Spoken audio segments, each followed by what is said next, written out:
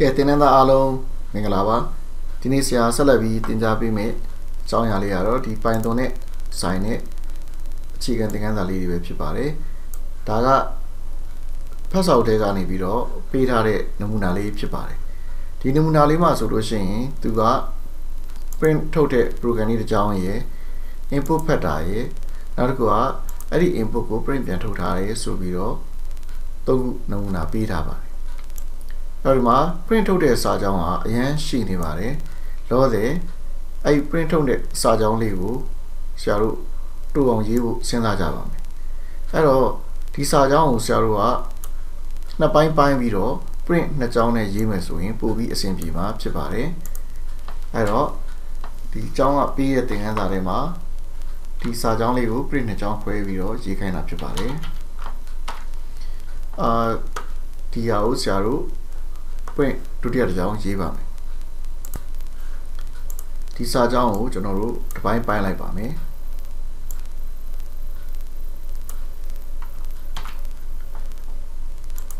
ဒုတိယ print နဲ့ print ထုတ်ပါမယ်ဒါဆိုရင်ဒီရလက်ကအတူတူပဲဖြစ်ပါတယ်ဒီမှာဆိုရင်သူကဒီ formatter install လုပ်မလား install လုပ်လိုက်ပါအဲ့တော့ဆရာတို့ဒီမှာဆိုလို့ရှိရင် Python ကိုဆရာတို့ဒီ VS Code နဲ့ရေးဖို့စူးစမ်းနေတာဖြစ်ပါတယ်အဲ့တော့ VS Code ကိုသုံးရတာပိုကောင်းပါတယ်ဒါကြောင့်မလို့ဆရာအနေနဲ့ VS Code ကိုသုံးတာဖြစ်ပါတယ်သူစာအုပ်ထဲမှာတော့ Python install လုပ်တော့ပါလာတဲ့ IDL ကိုပဲသူသုံးခိုင်းထားတာရှိပါတယ်ကျောင်းသားအနေနဲ့တော့အဆင်ပြေတာနဲ့အသုံးပြုပါဒီမှာတော့သုံးရတာပို့ပြီးတော့အဆင်ပြေတာကိုတွေ့ရမှာဖြစ်ပါတယ်ဒီမှာဆိုလို့ရှိရင်ဆရာတို့ဘယ်ဘက်ချက်မှာ file တွေ folder တွေကိုကြည့်နေလို့ရမယ်ညာဘက်ချက်မှာဆိုလို့ရှိရင်ဆရာတို့ဒီ program စာသားတွေကိုပြင်ရေးလို့ရမယ်ဒီအောက်မှာဆိုလို့ရှိရင်သူ့ရဲ့ terminal ကိုမြင်ရမှာဖြစ်ပါတယ်ကဲ program လေးရဲ့ပထမပိုင်းကိုဆရာတို့သွားပြီးပါပြီ program လေးရဲ့ပထမပိုင်းကဆရာတို့ဒီစာသားလေးကို print ထုတ်ပေးတာဖြစ်ပါတယ်အဲ့တော့ဒီ game ထဲမှာ shop owner နဲ့နောက်တစ်ခုက robot နဲ့တွေ့ရမှာဖြစ်ပါတယ်ဒီမှာတော့သူပထမဆုံး shop owner နဲ့တွေ့တဲ့အကြောင်းလေးပြောထားတယ် shop owner ရဲ့သဘောတဘာဝကကျွန်တော်တို့ရဲ့စကွက်တွေကိုခိုးခြင်းတယ်ဒါကြောင့်မလို့ဒါ view ဆိုင်ရမယ်ဆိုတဲ့အကြောင်းလေးပါအဲ့တော့ဒီမှာစပြီးတော့ထူးခြားခြားပါလာတာက input ပါပဲ input ဆိုတာကဘာလဲဆိုတော့ input ရဲ့ function နှစ်ခုရှိပါတယ်ပထမဆုံး function ကဒီ green ရဲ့စာသားကို print ထုတ်ပေးမယ်ဒုတိယကအဲ့ဒီစာသားပေါ်လာပြီးသူစောင့်နေတဲ့ချိန်မှာ user ကထည့်လိုက်တဲ့စာသားတွေကဏ္ဍတွေဘာပဲဖြစ်ဖြစ်အဲ့ဒါတွေကိုသူက string အနေနဲ့ယူပြီးတော့စာသားအနေနဲ့ယူပြီးတော့ဒီဘက်က variable တွေကို copy ကူးထည့်လိုက်ပါမယ်အဲ့တော့ဒီမှာဆိုရင် variable တွေစပြီးတော့ပါလာပါပြီ variable ဆိုတာဘာလဲဆိုတော့ဆရာတို့ဒီ data တွေကိုသိမ်းဖို့အတွက်သူတို့ကိုဒီ storage space အနေနဲ့ဆရာတို့အသုံးပြုတာဖြစ်ပါတယ် storage space သိမ်းဖို့နေရာလေးတစ်ခုဟုတ်လား store လေးတစ်ခုအနေနဲ့ဆရာတို့ကအသုံးပြုတာဖြစ်ပါတယ်အဲ့တော့ဒီမှာကျတော့ဒုတိယအကြိမ် print ထုတ်တဲ့အချိန်မှာ open inverted comma close inverted comma နဲ့စာသားတွေမကတော့ဘဲနဲ့ဒီခုန user ထည့်ပေးလိုက်တဲ့ variable ကိုသုံးပြီးတော့မှ user ထည့်ပေးလိုက်တဲ့ information ကို print ပြန်ထုတ်ပေးမှာဖြစ်ပါတယ်အဲ့တော့ player name ကလည်း string ဖြစ်ပါတယ်ဒီ welcome ကလည်း string ဆိုတာစာသားတွေဖြစ်ပါတယ်စာသားတစ်ခုပေါင်းဖို့အတွက်ဆက်ရေးဖို့အတွက်ကိုအပေါင်းလက္ခဏာနဲ့ပေါင်းပြီးလို့ရတာဖြစ်ပါတယ်အဲ့တော့စမ်းကြည့်အောင် run မှာ static debugging လုပ်မယ်debug စလုပ်ပြီးဆိုရတယ်ဒီမှာသူစပြီးတော့ run ပါပြီအဲ့တော့ဒီမှာပထမစာကြောင်းပေါ်လာပါလိမ့်မယ်ဒီမှာ who မှာ space ပါသွားတဲ့အတွက်ကြောင့်ဒီမှာလည်း space လေးချားနေတွေ့ရပါလိမ့်မယ် you will meet two people one is the street shop owner who wants to steal there စသဖြင့်စာကြောင်းလေးပေါ်နေပါလိမ့်မယ်နောက်အောက်မှာသူကနာမည်မေးထားပါလိမ့်မယ်အဲ့ဒီနေရာမှာ input ထည့်လို့ရပါပြီကာစာကိုအဲ့နေရာချပြီးတော့နာမည်ရိုက်ထည့်လိုက်ပါပြီးရင် enter ခေါက်လိုက်ပါ enter ခေါက်လိုက်တာနဲ့ သူကအဲ့အဝင်းထုတ်ဆိုတဲ့နာမည်ကို player name နဲ့မှာ store လုပ်လိုက်ပါပြီ store လုပ်လိုက်ပြီးတော့ welcome ဆိုတဲ့စာသားကို print ထုတ်ပါမယ်ပြီးရင် ဘေးက space လေးပါ print ထုတ်လိုက်ပါမယ်အဲ့ဒီနောက်မှာအဝင်းထုတ်ဆိုတဲ့နာမည်ကိုဆက်ပြီးတော့ရေးလိုက်မှာဖြစ်ပါတယ်ဒီလိုနာမည်ကိုဆက်ပြီးတော့ရေးလိုက်တာသူတင်ထားတဲ့နာမည်ကိုဒီမှာပြန်သုံးလိုက်တာပဲဖြစ်ပါတယ်အပေါင်းလက္ခဏာနဲ့ဒီစာတန်းတစ်ခုကိုဆက်ပြီးတော့ဖော်ပြပေးလိုက်တာဖြစ်ပါတယ်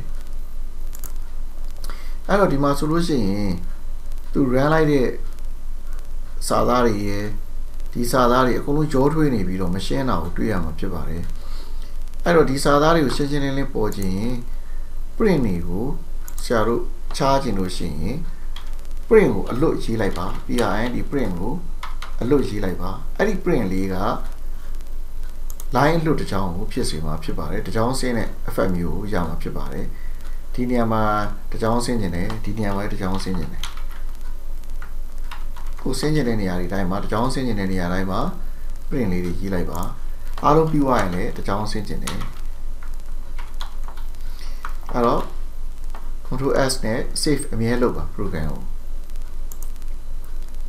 debugging လုပ်မယ်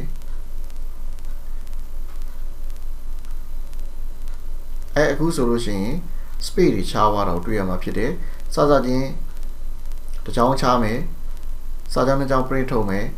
တစ်ချောင်းချားမယ်ပြီးရင်နာမည်မေးမယ်ကိုကိုတို့ထည့်လိုက်ပါမယ်ဒါဆိုလို့ရှိရင် welcome ကိုကိုဆိုပြီးပေါ်လာမှာဖြစ်ပါတယ်အဲ့တော့ဒီနောက်ဆုံးက print လေးက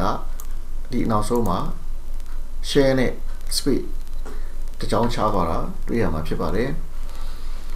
အဲ့တော့ဒီ program စာသားတွေကိုရှင်းလင်းလင်းဖြစ်စေဖို့အတွက်ဒီ print အလုပ်ကလေးကိုအသုံးပြုကြပါတယ်အဲ့တော့ဒီမှာဆိုလို့ရှိရင်ဆရာတို့အနေနဲ့ဒီ input ကိုသုံးပြီးတော့ကိုလိုချင်တဲ့အချက်လက်တွေကိုယူလို့ရတယ်ဆိုတာကိုဖော်ပြထားတာဖြစ်ပါတယ်ဒါပေမဲ့အဲ့ယူလိုက်တဲ့အချက်လက်တွေအားလုံးဟာ string တွေဖြစ်ပါတယ်နမူနာ program လေးတစ်ပုဒ်လောက်ဆရာတို့ရေးကြည့်အောင်အဲ့တော့ program တစ်ရေးဖို့အတွက်ဆိုလို့ရှိရင်ဒီနေရာကိုထောက်လိုက်လို့ရှိရင်ဒီပုံလေးက new file လေးဖြစ်ပါတယ်ဒါမှမဟုတ်လို့ရှိရင်ညာ click နဲ့နေရာလုံးမှာ new file ကိုရွေးရင်လည်းရပါတယ်လွယ်တာတော့ဒီလိုလေးထောက်လိုက်ပြီးတော့အပေါင်းလက္ခဏာလေးနှိပ်နာမည်ပေးပြီးတော့ file တစ်ကိုဖန်တီးပါအဲ့တော့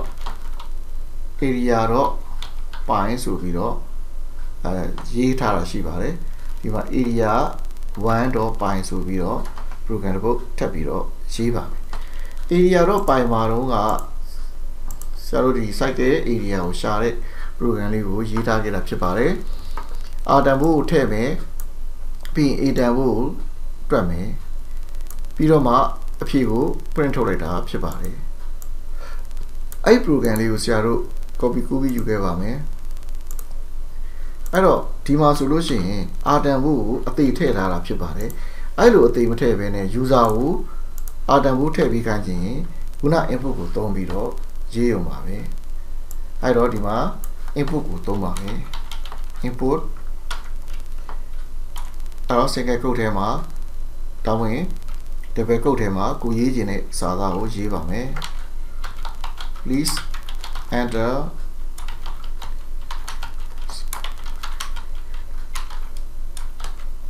centimeter something ကိုတောင်းချင်တဲ့စာသားလေးကိုရေးပါအဲ့ဒီခါကျရင်အာတန်ဖို့ရလာပါလိမ့်မယ်ဒါပေမဲ့အခုဒီ program ကိုဒီတိုင်း run လိုက်လို့ရှိရင်ဒါအဲ့ဒါပြမှာဖြစ်ပါတယ်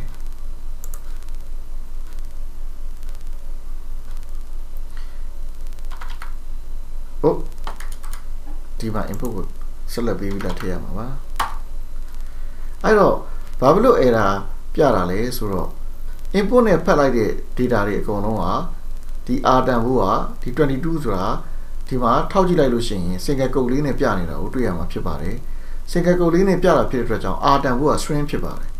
အဲ့တော့ဒီနေရာမှာ r တန်ဖိုးက string မဖြစ်ရပါဘူးဒီကောင် float ဖြစ်ရမှာဖြစ်ပါတယ်ဒါကြောင့်မို့လို့ string ကနေပြီးတော့ float ကိုပြောင်းပြရမှာဖြစ်ပါတယ်အဲ့တော့ user စီက input ဖတ်လိုက်တိုင်းမှာအဲ့ဒီ input တွေကိုကိုလိုချင်တဲ့ data type ဖြစ်အောင်ပြောင်းဖို့လိုတဲ့ချိန်မှာပြောင်းပြရမှာဖြစ်ပါတယ်တကယ်လို့ string ကိုလိုချင်တယ်ဆိုရင်တော့ပြောင်းစရာမလိုပါဘူး အဲ့တော့ r တန်ဖိုးကိုပြောင်းမယ်ဆိုလို့ရှိရင်အဲ့ဒီ r ကို float ပြောင်းဖို့လိုပါမယ် float ပြောင်းဖို့အတွက် float ရေးပြီးတော့အဲ့ဒီကိုအဲ့ဒီ r ထည့်လိုက်တာ ਨੇ အဲ့ r က float ဖြစ်ပြီးတော့ဒီ r က float r ဖြစ်သွားပါမယ်ဒါဆိုရင်ဒီ program ကိုဆက်တွက်လို့ရသွားပါပြီစမ်းကြည့်အောင်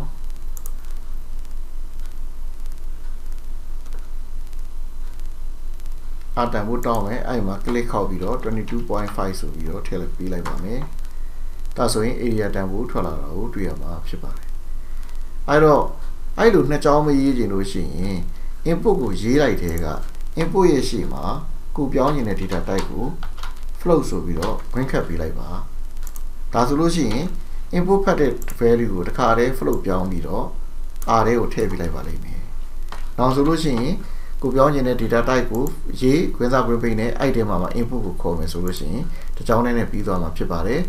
အဲ့တော့ရှင်းသိချင်ရင်တော့ input တစ်ခါဖတ်ပြီးတော့မှ float ဖြစ်အောင်တစ်ခါပြောင်းနှစ်ခုလုံးအတူတူပဲဖြစ်ပါတယ်ပြန် run ကြည့်အောင်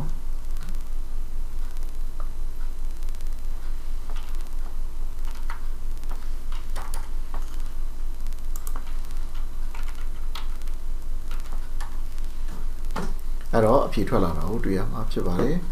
အဲ့တော့ဒါဆိုလို့ရှိရင် input ဖတ်တဲ့အကြောင်းကိုအနည်းငယ်တော့တည်သွားလောက်ပြီလို့ယူဆပါတယ်အဲ့တော့ user စီကလူနာမည်တွေဟလာအချက်လက်တွေကိုတောင်းတဲ့ချိန်မှာ string အနေနဲ့တောင်းတဲ့ချိန်မှာ input ကိုတန်းဖတ်လို့ရပါတယ်အရေးအတွက်ဒီကိန်းဂဏန်းတွေကိုတောင်းတော့မယ်ဆိုလို့ရှိရင်တော့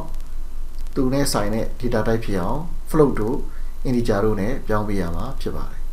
အဲ့တော့ကိန်းပြည့်တွေ whole number တွေလိုချင်နေဆိုရင်တော့ integer နဲ့ပြောင်းပေးရမှာဖြစ်ပြီးတော့ 0.123 စတဲ့ကဏ္ဍတွေသုံးဖို့အတွက်ဆိုရင်တော့ float နဲ့ပြောင်းပေးရမှာဖြစ်ပါတယ်အဲ့တော့ဒီနေ့သင်ခန်းစာလေးကတော့ဒီလောက်ဆိုရင် input အကြောင်းသိသွားလောက်ပြီလို့ယူဆပါတယ်အားလုံးကိုကျေးဇူးတင်ပါတယ်